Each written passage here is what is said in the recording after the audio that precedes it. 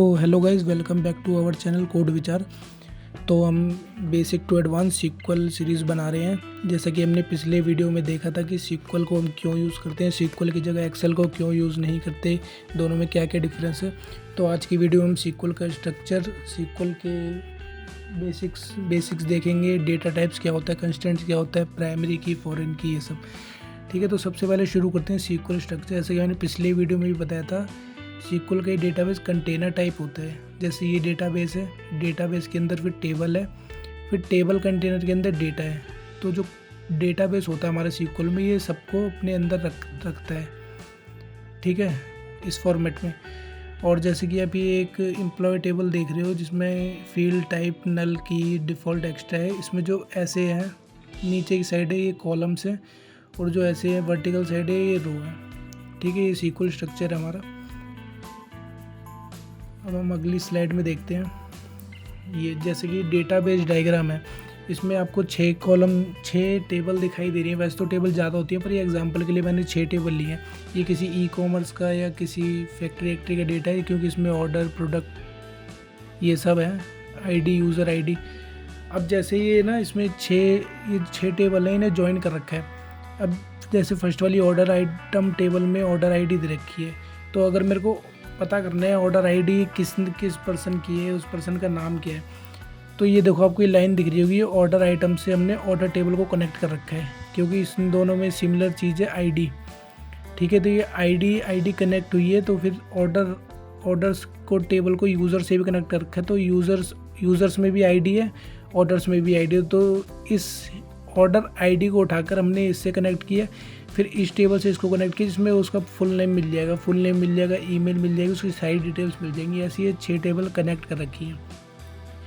Sequel में हम बहुत टेबल एक साथ कनेक्ट कर सकते हैं। ऐसे अलग अलग टेबल में अलग अलग डेटा है, तो हमें पता करना है कि इस टेबल के डेटा से कौन सा कनेक्ट है, उसमें आधी इन्फॉर्मेशन, आधी इसमें इन्फॉर्मेशन, हम तुम कनेक्ट करके सबको एक साथ रख सकते हैं।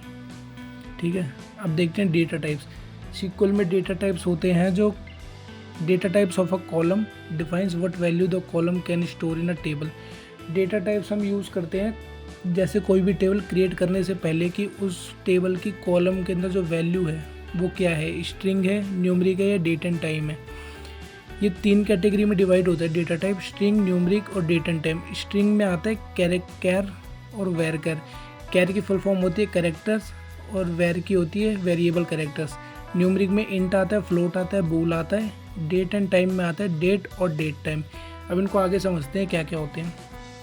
Commonly use data types in SQL. सबसे पहले आता है हमारा इंट। इंट की फुल फॉर्म होती है integer, used for the integer value. ये नंबर्स के लिए यूज़ होता है, जैसे 1 2 3 4। अगर हम ऐसी कोई कॉलम रखते हैं तो उसमें हमें इंट डेटा टाइप देना होता है, जिससे डेटाबेस को ये पता रहता है कि ये जो इसमें वैल्यू है ये इंटीजर फॉर्मेट में है।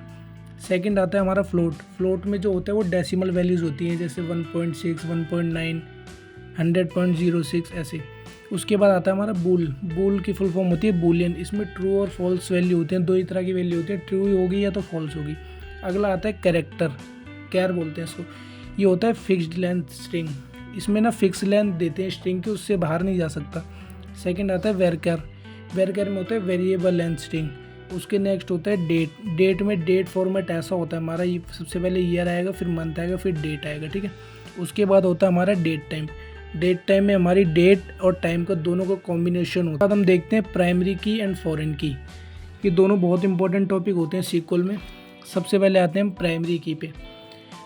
अब primary key is a unique column we set in a table to easily identify and locate data in queries. जो प्राइमरी की होती है ना, ये पूरे डेटा सेट, पूरी एक टेबल में यूनिक वैल्यू होती है। इसका एग्जांपल लेते हैं, जैसे स्कूल में बच्चों का रोल नंबर होता है ना, नाम तो 2 बंदों के एक क्लास में सेम हो सकते हैं, पर रोल नंबर दोनों का यूनिक होता है। जो रोल नंबर होता है वो प्राइमरी के, हम उसे मान सकते हैं कि ये जो टेबल में सबका अलग अलग होगा। ठीक है, a table can have only 1 primary key which should be unique and not null. एक टेबल में एक ही प्राइमरी की होती है, एक ही प्राइमरी की कॉलम होती है, जो यूनिक भी हो सकती, which should be unique and not null. ये यूनिक होती है, और लेकिन ये वैल्यू नल नहीं रह सकती, ब्लैंक नहीं रह सकती। ठीक है, उसके बाद होती है foreign key. Foreign key is a column use to link 2 और मोर टेबल्स टुगेदर। जो फॉरेन की होती है वो 2 या 2 से ज़्यादा टेबल्स को कनेक्ट करने में हमारी हेल्प करती है। A table can have any number of foreign keys, can contain duplicates and null values। जो फॉरेन की होती है वो टेबल में बहुत सारी कॉलम्स में देखी जा सकती हैं, जो डुप्लीकेट्स भी कंटेन करती हैं और नल वैल्यूज़ भी होती हैं इसमें। ठीक है, अब देखते हैं हमारा आज का लास्ट टॉपिक। फ्रेंड्स में सबसे पहले आता है हमारा नॉट नल। नॉट नल क्या होता है? Ensure that a column can not have a null value. इसमें आता है हमारा जैसे कि किसी भी कॉलम में नल वैल्यू नहीं हो सकती, वो ब्लैंक नहीं हो सकते, या तो वहाँ पे नॉट नल लिखा होगा या फिर वो ब्लैंक होगी ना तो अगर एरर आ जाएगा अगर ब्लैंक होगी तो। उसके बाद आता है हमारा यूनिक। यूनिक में वो यूनिक का मतलब होता है all values in a column has different. जो कॉलम में जितनी भी वैल्यूज़ हैं वो सभी अलग अलग होंगी, कोई भी सेम नहीं होगी, डुप्लीकेट नहीं होगी। प्राइमरी की मैंने आपको बताई दी कि प्राइमरी की यूनिक होता है, जैसे रोल नंबर हो गए, किसी की एम्प्लॉय आईडी हो गई जो सेम नहीं हो सकती। फॉरेन की होती है जो हमारी लिंक करवाती है टेबल को दो या दो से ज़्यादा। और जो चेक होता है इंश्योर डेटा कॉलम्स स्पेसिफिक।